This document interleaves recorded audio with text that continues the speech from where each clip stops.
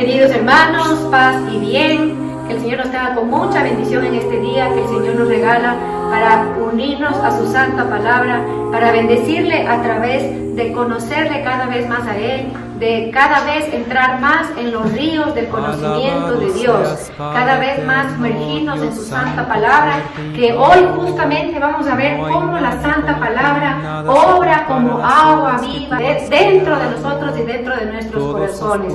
Vamos a empezar como siempre con una pequeña oración, invocando al Padre, al Hijo, al Espíritu Santo. Padre bueno, Padre de bondad, Señor Jesucristo, Espíritu Santo Paráclito, un solo Rey, un solo Dueño, un solo Señor. Te invocamos en este día, Señor, para que nos envíes el Espíritu Santo Paráclito, para que este día todo lo que veamos en tu santa palabra se haga carne en cada uno de nosotros, para que todo lo que tú nos enseñes por medio del Apocalipsis sea para nosotros vida, sea para nosotros alegría, sea para nosotros esperanza. Bendiciendo tu santo nombre, Señor, en tu nombre poderoso, empezamos este día de formación en el nombre del Padre, del Hijo y del Espíritu Santo. Amén, amén. Entonces seguimos nosotros ahora que Apocalipsis capítulo 21, estábamos viendo ya cómo en el capítulo 20 quedó Satanás, el falso profeta, y quedó ya atado en el lago de azufre para toda la eternidad.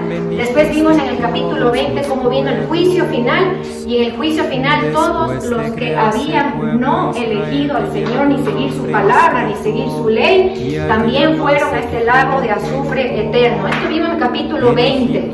Vimos cómo el Señor se venía como un justo juez y que su trono mismo era donde llevaba a todos sus hijos que estaban a su diestra, lo llevaban al lado del trono, y desde ahí no sabemos, dice la iglesia, cómo desaparece el mundo que conocemos hoy, y viene ya capítulo 21, versículo 1, cielo nuevo y tierra nueva. La iglesia nos dice que no sabemos cómo será esa transformación.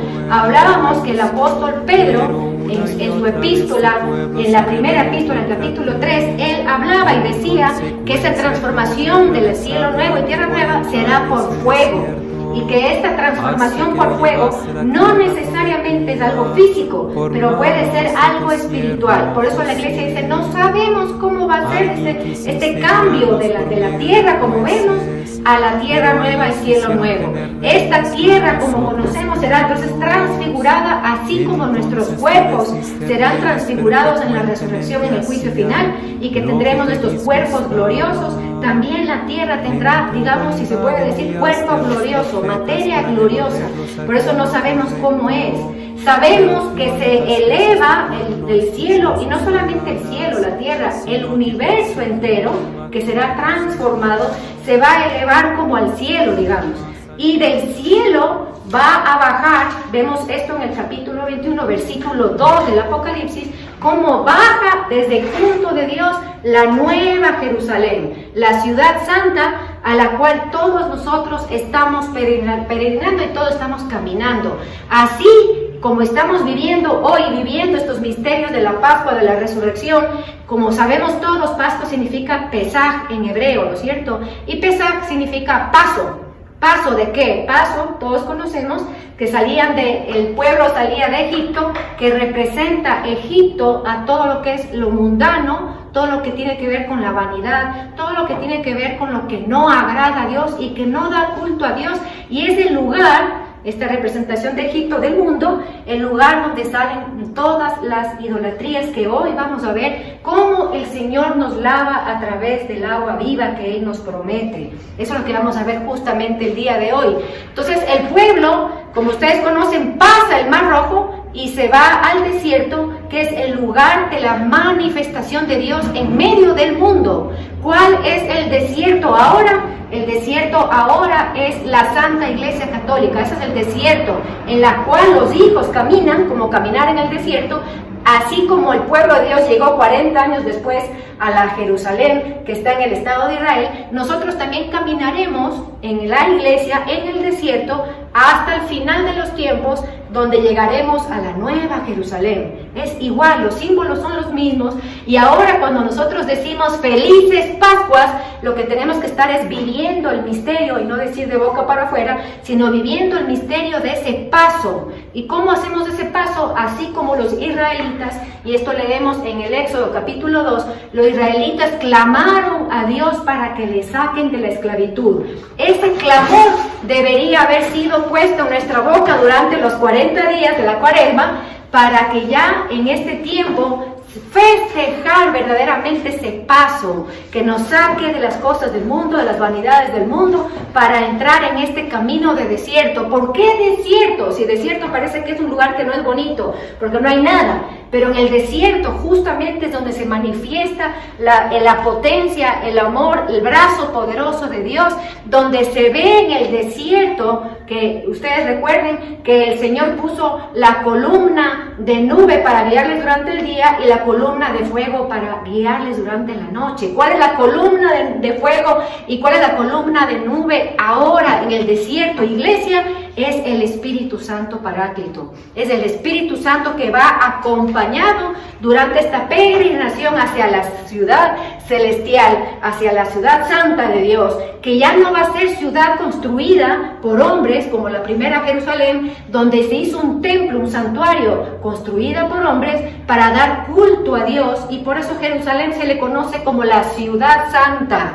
También se le conoce como la ciudad de Sión, del monte Sión, y se le conoce también a esta ciudad como la ciudad del Dios vivo. Pero todo eso nos habla de la nueva Jerusalén, que es lo que estamos viendo ahorita en el capítulo 21 del Apocalipsis. Ese es nuestro fin, el final de nuestras vidas. Y esa es la esperanza que todos tenemos. Y sabemos que todos, por eso es importante vivir en comunidad. Y nosotros, ¿por qué? Porque caminamos juntos, así como el pueblo de Israel caminó por el desierto, la iglesia también camina junta en comunidad hacia la nueva Jerusalén. También, ¿qué pasaba en el desierto? En el desierto del Éxodo, ¿qué sucedía? También el Señor hizo caer del cielo el maná, como ustedes conocen, es el pan del cielo. Y cuando Jesús, en el discurso eucarístico de Juan 6, Él dice: yo soy el pan bajado del cielo. También tenemos nosotros maná, que es la Santa Eucaristía, ¿no? Y que el mismo Señor dice: ese pan, con ese pan que comieron los antepasados, perecieron los antepasados. Con este pan que yo les doy, tendrán vida eterna, ¿no? Entonces sí ven que estamos en el desierto de la misma manera, pero ya con todas esas figuras del Antiguo Testamento hechas realidad y hecho ya con profundidad espiritual. Es muy diferente, ¿no es cierto?, al pan, al maná que bajaba del cielo, a la Santa Eucaristía. También había la roca que con la vara de Moisés tocó 3 veces en la roca y brotó agua, y esa roca le seguía, y eso es lo que vamos a ver hoy. Esa roca que brota agua, en el pasado esa roca le seguía al pueblo y tenían siempre constantemente agua, nunca les faltó agua. Y ahora el Señor dice: yo soy la roca de la cual brota esa agua viva.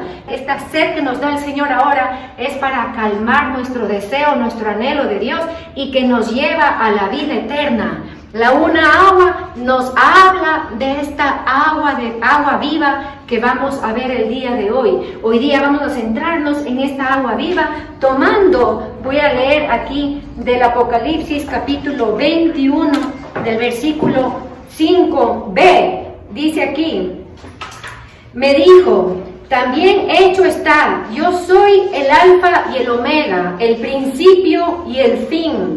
Al que tenga sed, yo le daré el manantial de agua vida gratis. Y dice aquí: para quien quiera. Está el Señor dándonos la opción de querer o no querer. En esta agua que el Señor nos ofrece, nosotros hay una condición ahí, que es tener sed. Vamos a ver todos estos de aquí porque tenemos que profundizar, porque eso es el regalo que nos da la Nueva Jerusalén, esta agua viva. Y se va a repetir nuevamente, esto es tan importante, lo del agua que brota de la Nueva Jerusalén, que se va a repetir en Apocalipsis 22, versículo 1, que veremos más adelante. No, quiero que nos vayamos todos a Jeremías, capítulo 2, y voy a ir leyendo del capítulo 2 algunos versículos. Específicamente nos vamos a centrar en el versículo 13, pero vamos a ver algunos versículos que nos habla de cómo el Señor utiliza este mismo lenguaje del agua para hablarnos como habló también a su pueblo. En el tiempo de Jeremías era el tiempo que el pueblo estaba fuera de la ciudad santa, no tenían templo, no tenían dónde adorar, no tenía dónde poner sacrificio. Estaban viviendo, como ustedes saben, en las riberas del río de Babilonia, que nosotros tenemos hasta un salmo, hasta un canto tienen los israelitas, donde cantan su aflicción por estar lejos de la ciudad santa, ¿ya? Pero ¿qué le sucede? Aquí a través del profeta Jeremías, aquí el Señor nos dice, y nos dice esto para cada uno de nosotros, porque sabemos que no estamos estudiando historia, estamos estudiando para mí, para ahora, para que nos sirva para cada uno de nosotros. Aquí el Señor, por el profeta Jeremías, nos dice que 2 males ha cometido mi pueblo, dice aquí el versículo 13, 2 males ha cometido mi pueblo. Vamos a ver de qué está diciendo, porque esto nos va a llevar a este versículo que acabamos de leer del Apocalipsis 21, donde nos dice que nos van a dar de beber si tenemos sed, solamente si tenemos sed, y que nos van a dar esta agua gratis. Qué raro, ¿no? Que nos diga gratis. Eso es lo que vamos a ir viendo con la palabra de Dios para profundizar en este tema bellísimo del agua, de esos ríos que brotan del trono del Cordero. ¿Qué dice aquí entonces Jeremías capítulo 2? Dice en el versículo 5, así dice Yahvé, ¿qué encontraban vuestros padres en mí de torcido?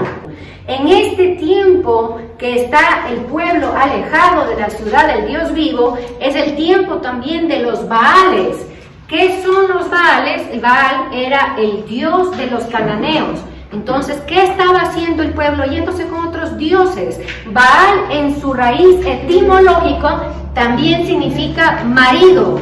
Por eso significa esto, irse con otros maridos. Y aquí el Señor en la palabra le pone el irse con otros maridos, que significa irse con otros dioses, ¿no? Le pone y le equipara al agua, ¿ya? Vamos a ver cómo yo entonces puedo tener 2 tipos de agua dependiendo si tengo sed o no, ¿ya? Si tengo sed o no, esto es impresionante. Solo tener sed es lo que necesitamos. ¿Qué dice aquí entonces? Dice, se alejaron de mi vera. ¿Qué significa mi vera? De mi camino, ¿no? De mi camino. Y yendo en pos de la vanidad, se hicieron vanos, ¿ya? Aquí si ustedes ven en la Biblia de Jerusalén, está con B mayúscula, vanidad. ¿Por qué? Porque no es algo que nos digamos que esto es un pecado, un error, una inclinación. No, está con B larga porque nos está diciendo que es un ídolo, que es un dios. Y se convierte y se puede convertir en un dios si nos dejamos tomar por esa vanidad. ¿Por qué se apartó el pueblo del camino de Dios? Por este ídolo, por este Baal que se llama vanidad con B grande. Con B grande. ¿Qué hace eso? Que te alejes del camino. No está hablando solamente de la vanidad física, sino está hablando de la vanidad interior. ¿Y cuál es la más grande vanidad? Creer que uno puede vivir sin Dios. Creer que uno puede decidir su vida fuera de los preceptos y los caminos de Dios, fuera de su santa palabra. Esa es una vanidad terrible. Y por eso aquí pone el Señor, aquí la palabra con B grande. Dice, y se hicieron vanos, ¿ya? Y dice aquí, ¿y dónde está Yahvé que nos subió desde Egipto? Nos sacó de Egipto. Dice, y nos llevó por el desierto, a la estepa. a una tierra seca y sombría. Lo mismo nosotros, si estamos con esta agua de la vanidad, ¿ya? De creer que nosotros podemos vivir sin Dios, fuera de Dios, sin dar gloria a Dios, vamos a caminar en el nuevo desierto, que es la iglesia, pero vamos a ver como están diciendo aquí. ¿Qué dice aquí la palabra? Como una tierra seca y sombría. ¿Qué significa esto espiritualmente? Porque es lo que nos importa a nosotros, ¿no es cierto? Dice como una tierra seca y sombría. Lo mismo, aquí nosotros como católicos, hijos de la iglesia, caminando en este desierto donde el Señor pone este fuego, esta columna, esta nube, esta columna de fuego, que pone los sacramentos, que pone a María Santísima, que pone la Eucaristía, que pone la comunidad, que nos pone todo, podemos verla como una tierra sombría y como una tierra seca. Y podemos estar en medio de la iglesia y podemos venir a la misa, pero vivir como que estuviera seco. Y podemos vivir en queja, como vivían los israelitas en un tiempo, cuando comenzaron a apartarse. Ahí entró esa vanidad con B larga. Aquí en la palabra de Dios sabemos y conocemos que cuando está con mayúscula es el nombre propio de algo, ¿no es cierto? En este caso, vanidad, nombre propio de ¿qué? De un espíritu cual caído, ¿ya? Ese es el que entra dentro de nuestro corazón y nos hace no anhelar y no desear y no tener esa sed. Por eso es gravísimo, y por eso quise empezar todo esto con esto de Jeremías.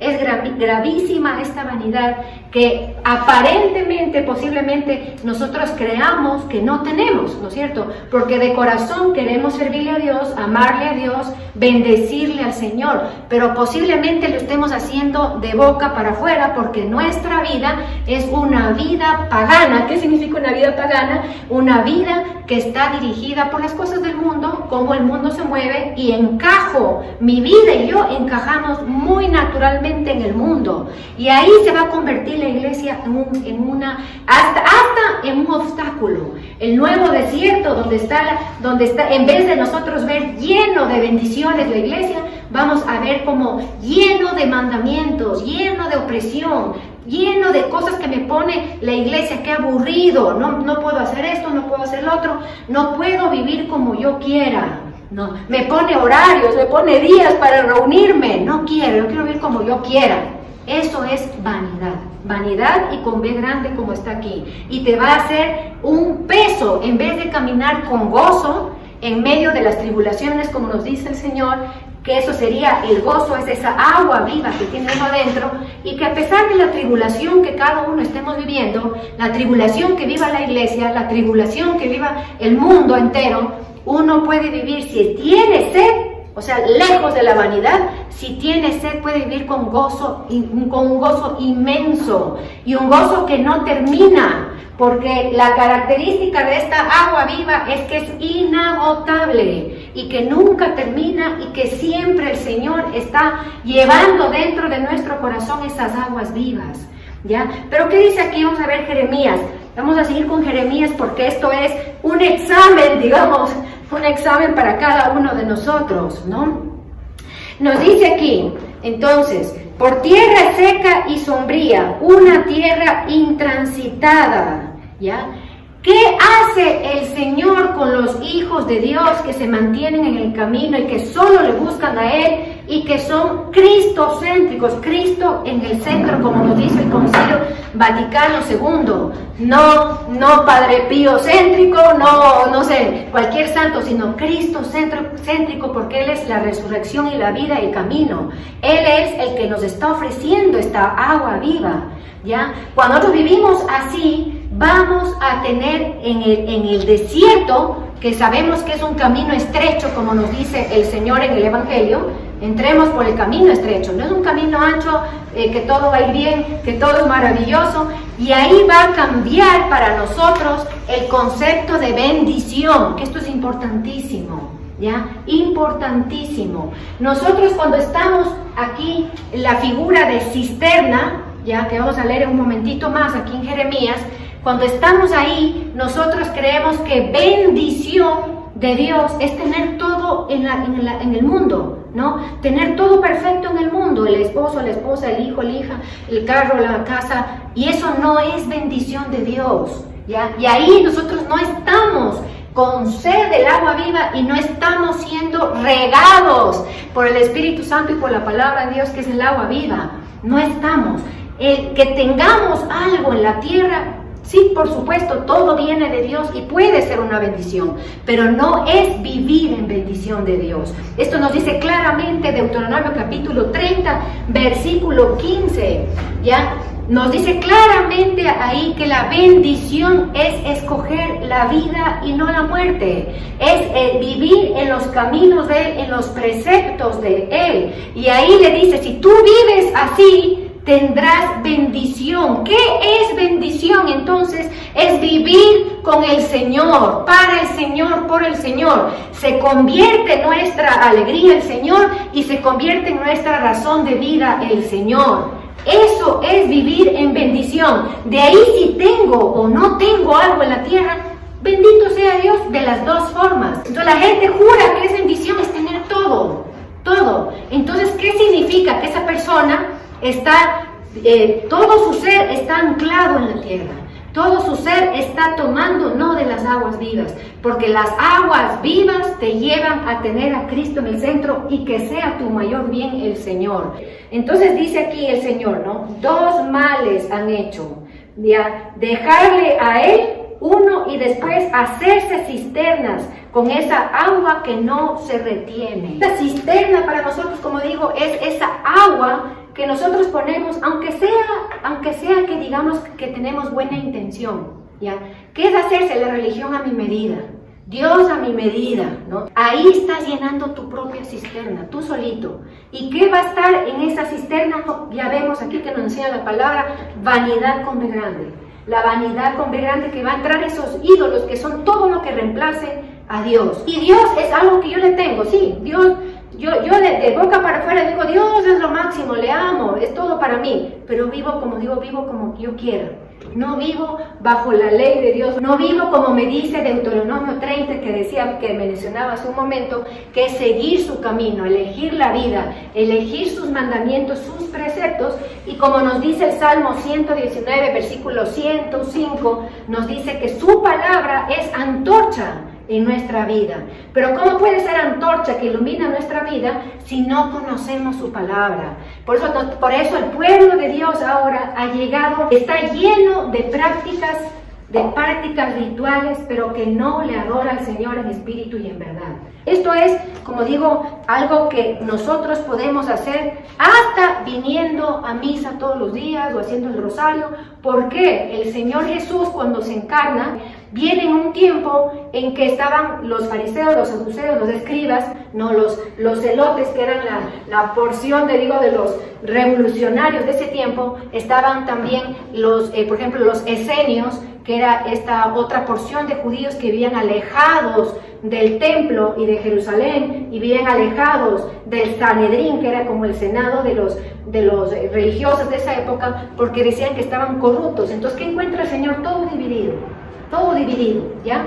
¿Qué es los fariseos, por ejemplo? ¿En qué se diferenciaban con los escribas? Que los fariseos creían, por ejemplo, en la resurrección de los muertos, y los escribas no creían en la resurrección de los muertos. Así estaba.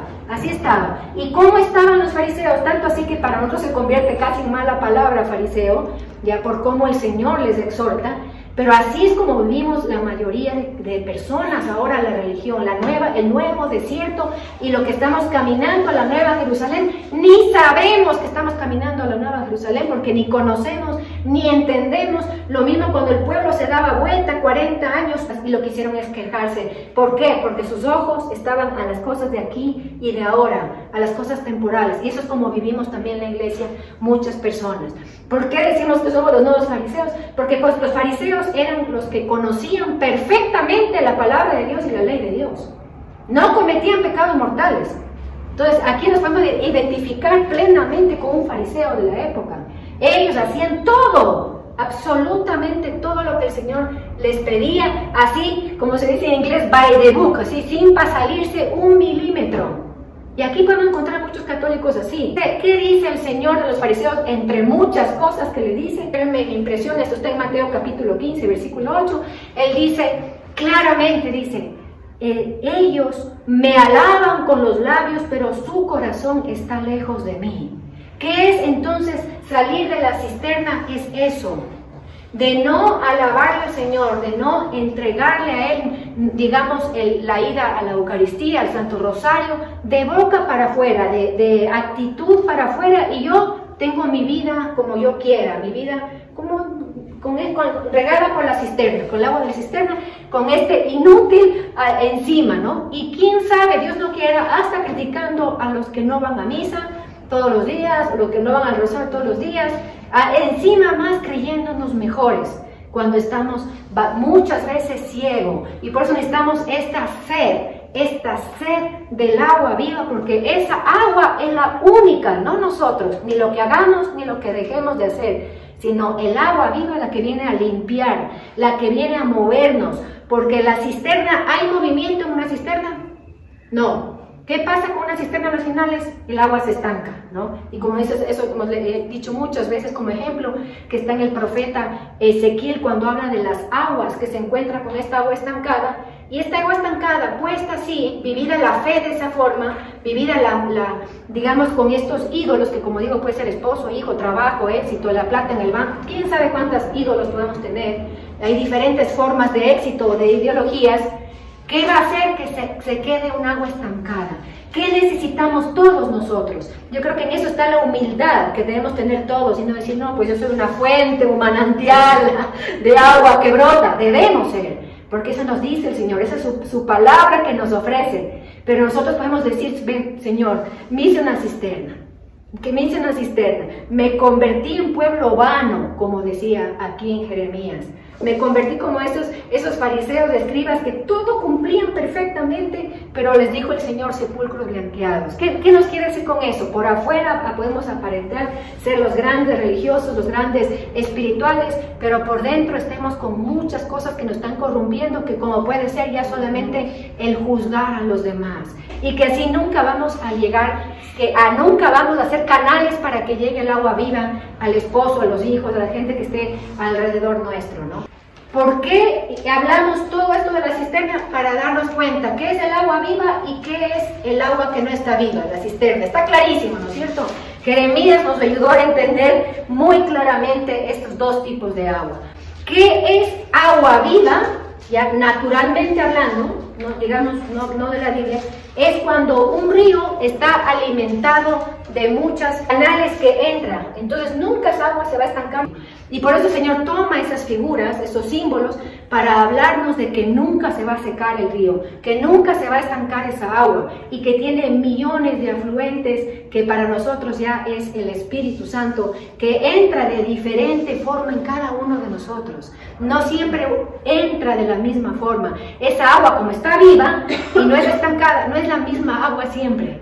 No, es una agua que siempre está corriendo. Incluso el Papa Emérito Benedicto XVI llamaba a la doctrina de los padres de la Iglesia, los primeros doctores de la Iglesia, le llamaba un río de agua viva que va a regar hasta el final del tiempo de la Iglesia, porque es el Espíritu Santo que siempre está animando de una forma u otra.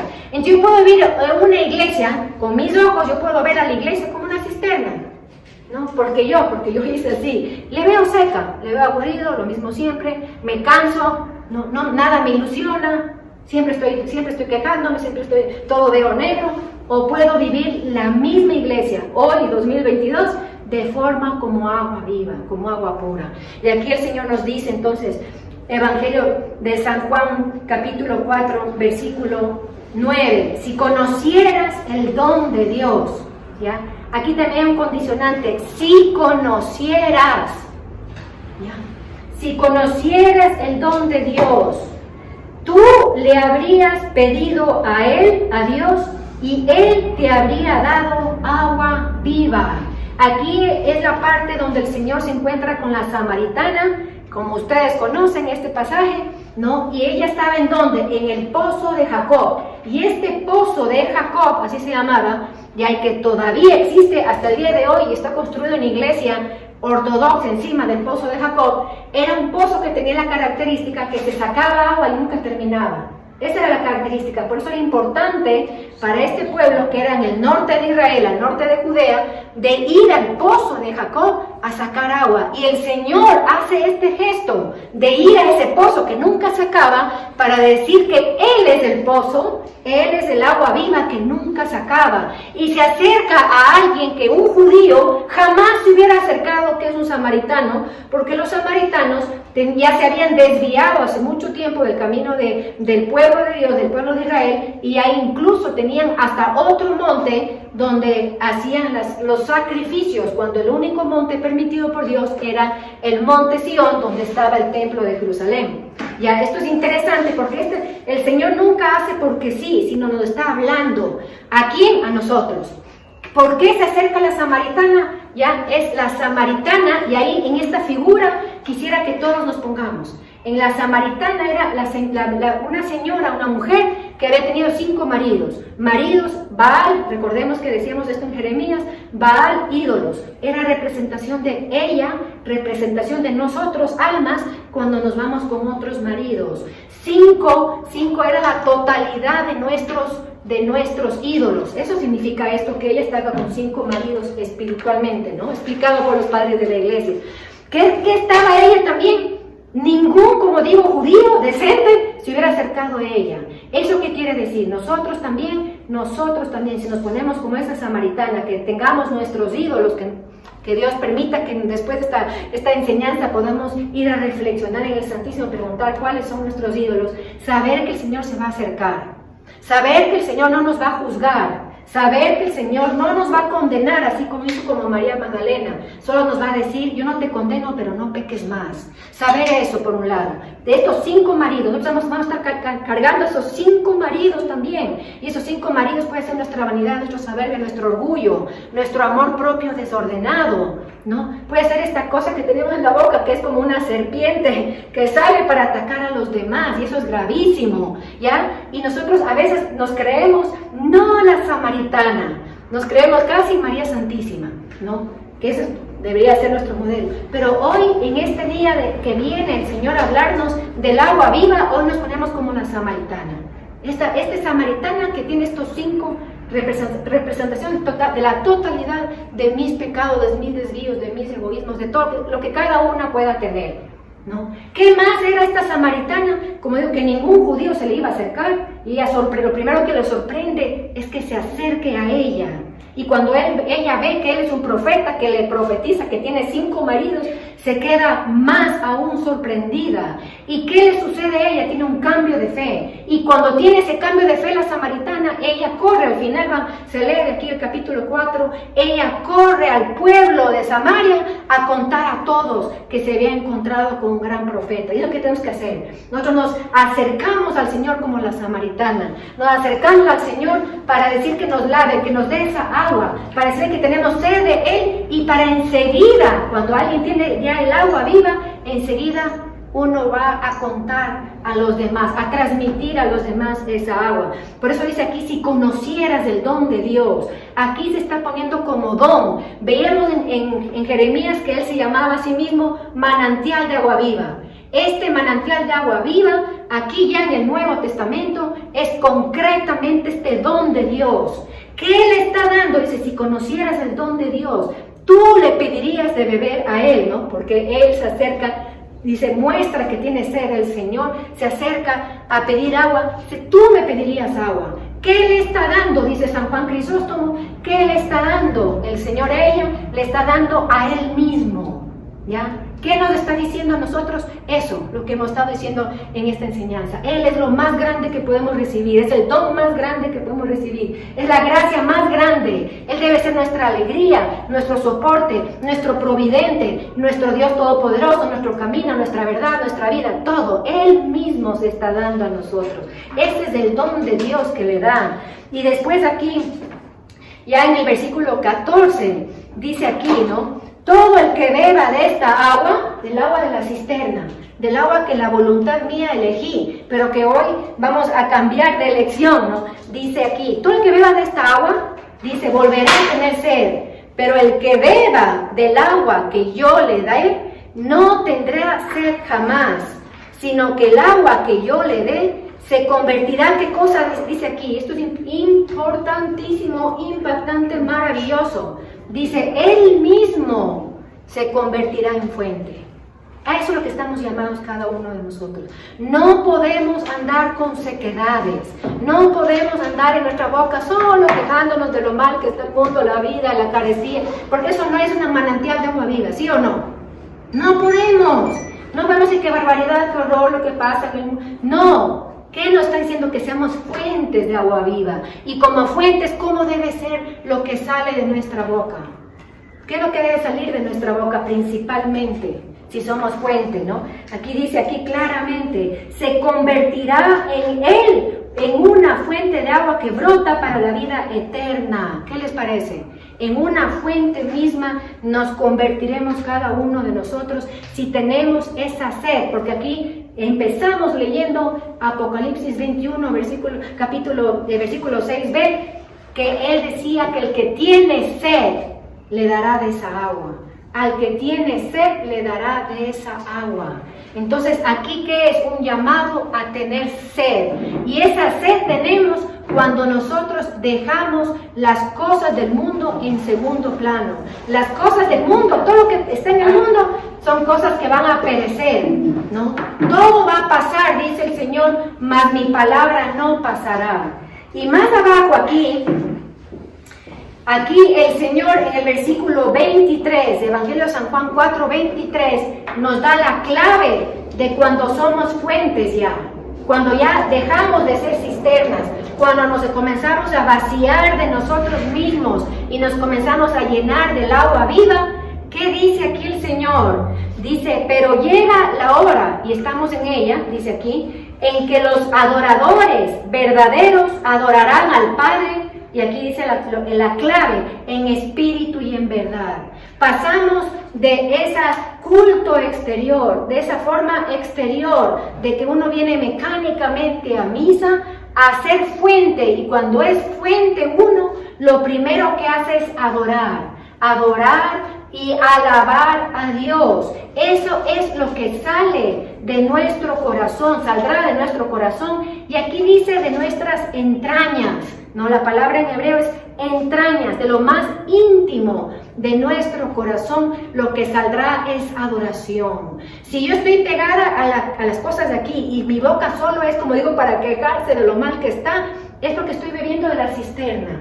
Porque no estoy teniendo esa agua que se renueva todo el tiempo. Por eso hasta he perdido la alegría de recibirle al Señor, de adorarle a Él, de la comunión, de hacer el rosario en comunidad, de unirnos a la palabra, porque no tengo esa agua que me renueva. La otra agua que me renueva me va a hacer tener gozo siempre, sin parar. ¿Qué va a ser lo primero en mi corazón? Ya como tengo a Cristo, y lo más importante es Cristo, y no mi hijito, y mi esposo, y mi problema, sino Dios, ¿no? ¿Qué va a salir? Adoración, ¿ya? No sale adoración si nosotros hacemos al revés las cosas, si tenemos las preocupaciones del mundo, de nuestras familias, que son normales, que todos tenemos, solamente hay que hacer el cambio de poner a Dios sobre todas las cosas.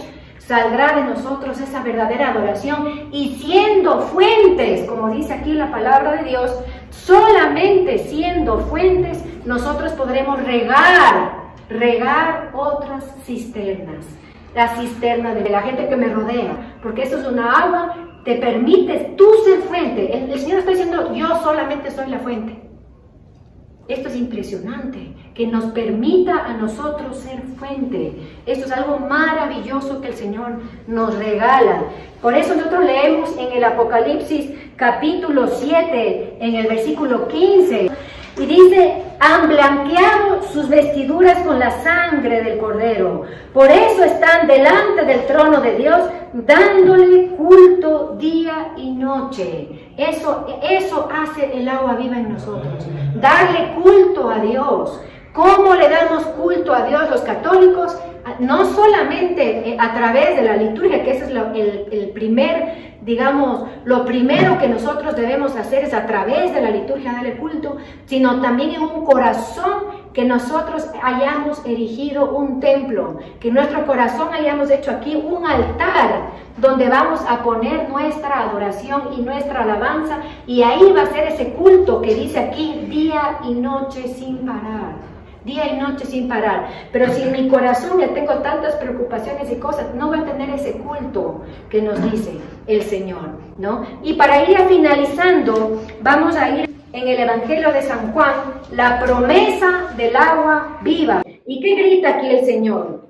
Dice, si alguno tiene sed, las mismas palabras que nos está repitiendo ahora, cuando ya bajó la nueva Jerusalén como novia, que veíamos en las clases pasadas, como bajó la novia del Cordero, como bajaba la morada de Dios entre nosotros, y dice lo mismo, si alguno tiene sed, ¿no? Que venga a mí y beberá.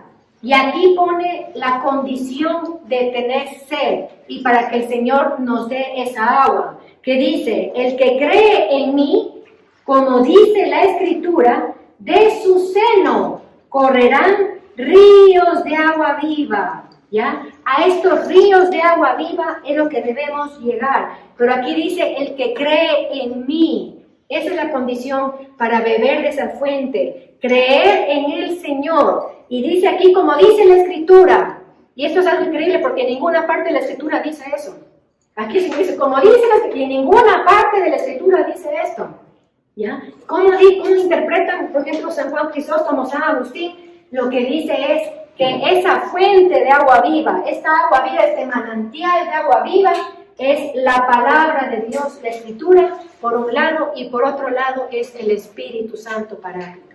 Eso es el agua viva.